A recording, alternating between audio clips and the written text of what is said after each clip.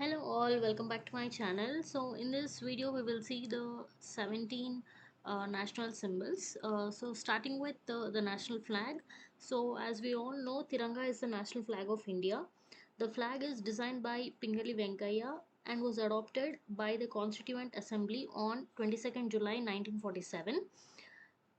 The top saffron color indicates the strength and courage of the country, while the white middle band indicates peace and truth with Dharma Chakra, and the green color shows the fertility, growth, and auspiciousness of the land. Its design is that of the wheel which appears on the abacus of the Sarnath lion capital of Ashoka. Its diameter approximates to the width of the white band and it has 24 spokes. The design of the national flag was adopted by the Constituent Assembly of India on 22nd July 1947. Coming to the second symbol, which is the national emblem. The national emblem of India is adopted from lion capital of Ashoka at Sarnath. Its motto is Satyameva Jayate, which means truth alone triumphs. It features four Asiatic lions standing back to back, mounted on an abacus with a frieze carrying sculptures in high relief of an elephant, a galloping horse, a bull, and a lion separated by intervening wheels over a bell shaped lotus. The national emblem symbolizes power, courage, confidence, and at the bottom is a horse and a bull with beautiful wheel Dharma Chakra at the center. The third symbol what we are going to discuss is national calendar. Saka calendar was introduced by the calendar committee in 1957. The usage of the Saka calendar was officially started at 1 Chaitra 1879 Saka era or 22nd March 1957. The next symbol what we are going to discuss is our national anthem. The national anthem of India, Janagana Mana, was composed originally in Bengali by Rabindranath Tagore and was adopted in its Hindi version by the Constituent Assembly as the national anthem of India on 24th January 1950. It was first sung on 27 December 1911 at the then Calcutta session of the Indian National Congress. The complete song consists of five stanzas.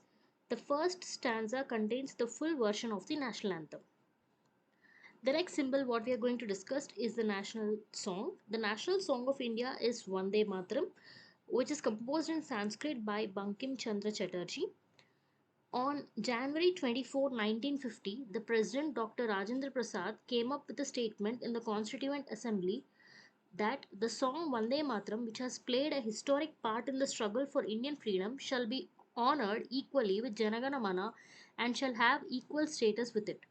The first political occasion when Vande Mataram song was sung was the 1896 session of the Indian National Congress. The song was a part of Bankim Chandra's most famous novel Anand Math, which was written in 1882. The next symbol what we are going to discuss is the national currency. The Indian rupee, the short form which is INR, is the official currency of the Republic of India.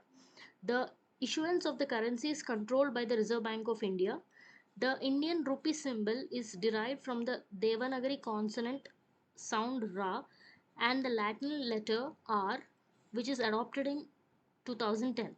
It has been designed by Udayakumar Dharmalingam. The INR depicts an equality sign that symbolizes the nation's desire to reduce economic disparity. The design of the INR was selected from among five shortlisted symbols. According to Uday Kumar, the design is based on the Indian tricolor.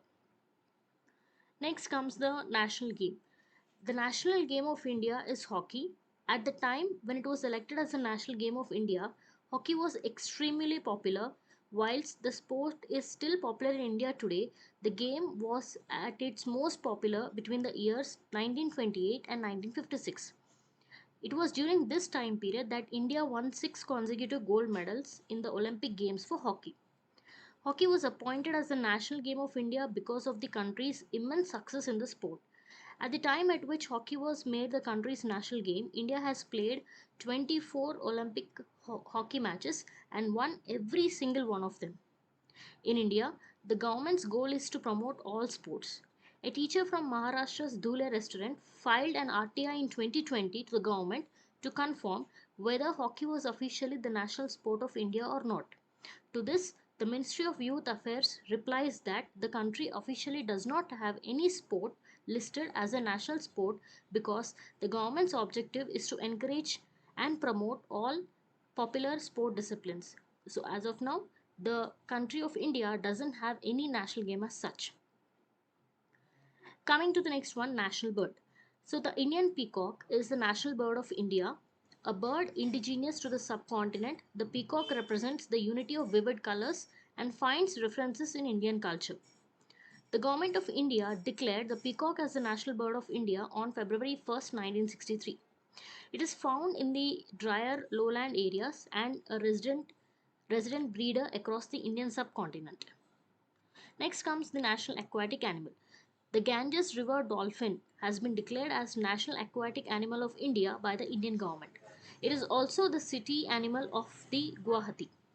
The South Asian river dolphin is primarily found in the Ganges, Yamuna, Chambal River, Brahmaputra River, and also its tributaries.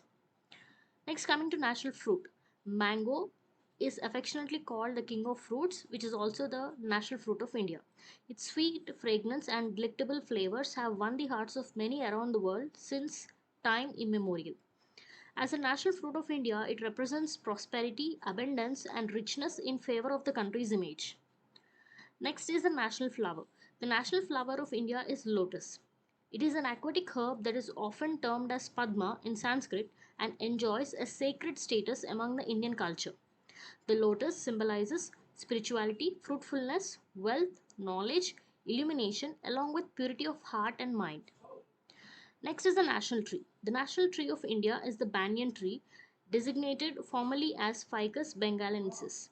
The tree is often symbol of the fabled Kalpavriksha or the tree of wish fulfillment as it is associated with longevity and has important medicinal properties.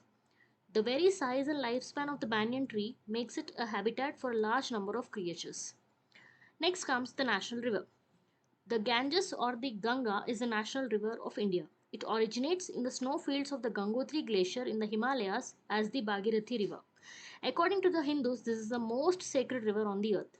Interestingly, Ganga is also the longest river in India, covering 2,510 kilometers of mountains, plains, and valleys.